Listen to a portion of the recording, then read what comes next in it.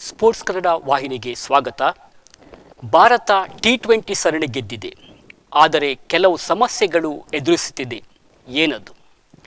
ದಕ್ಷಿಣ Africa ವಿರುದ್ಧದ 4 ಪಂದ್ಯಗಳ T20 ಸರಣಿಯನ್ನು ಭಾರತ ವಶಪಡಿಸಿಕೊಂಡಿದೆ.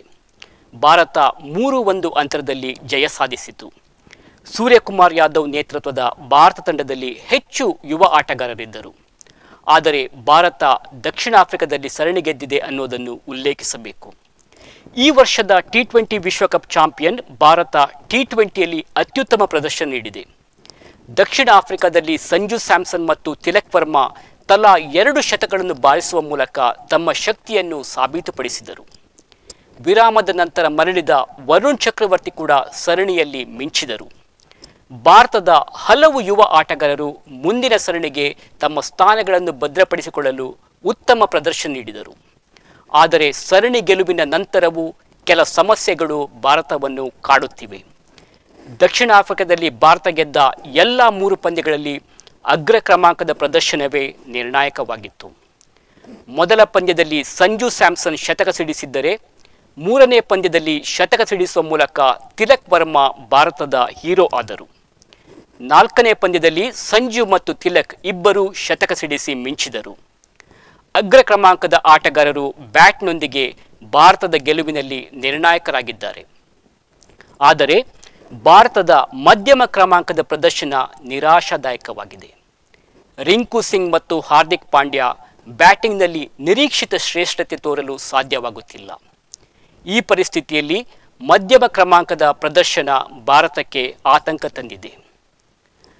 ಭಾರತದ ಪೇಸ್ ಲೈನ್ ಕೂಡ ಕಳವಳಕಾರಿಯಾಗಿದೆ.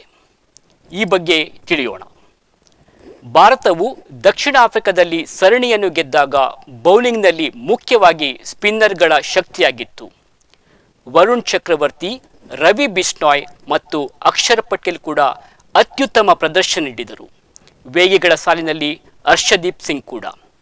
ಆದರೆ ಭಾರತ ತಂಡಕ್ಕೆ ಚೊಚ್ಚಲ ಕರೆ ನೀಡಿದ ವಿಜಯ್ ಕುಮಾರ್, ವೈಶಾಖ್ ಮತ್ತು ಯಶ್ ದಯಾಳ್ಗೆ ಆಡಲು ಅವಕಾಶ ನೀಡಲಿಲ್ಲ. ಸರಣಿಯ ಮೂಲಕ ಭಾರತದ ಯುವ ವೇಗಿಗಳ ಬಲವನ್ನು ಮೌಲ್ಯಮಾಪನ ಮಾಡಲು ಸಾಧ್ಯವಾಗಲಿಲ್ಲ. ಭಾರತದ ಮುಂದಿನ ಟಿ20 ಸರಣಿ ಇಂಗ್ಲೆಂಡ್ ವಿರುದ್ಧ ನಡೆಯಲಿದೆ. ಇದರಲ್ಲಿ ಭಾರತದ ಹಿರಿಯ ಆಟಗಾರರು ಮರಳಲಿದ್ದಾರೆ.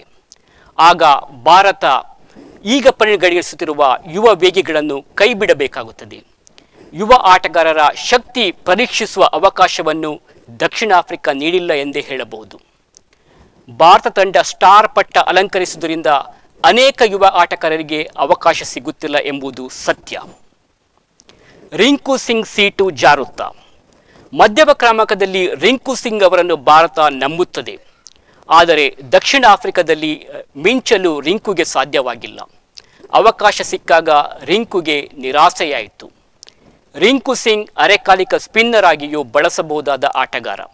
ಆದರೆ ಬೌಲಿಂಗ್ನಲ್ಲಿ ರಿಂಕುಗೆ ಅವಕಾಶ ಸಿಗಲಿಲ್ಲ. ತಿಲಕ್ ವರ್ಮಾ ಅವರ 2 ಶತಕಗಳು ಸೇರಿದಂತೆ ಅವರ ಫಾರ್ಮ್ ರಿಂಕುಗೆ ಹಿಂದೇಟು ಹಾಕುವಂತೆ ಮಾಡಿತ್ತು. ರಿಂಕು ಸಿಂಗ್ ಮತ್ತು ತಿಲಕ್ ವರ್ಮಾ ಬ್ಯಾಟಿಂಗ್ ಜೊತೆಗೆ ಸ್ಪಿನ್ನರ್ಗಳಾಗಿ ಉಪಯುಕ್ತ.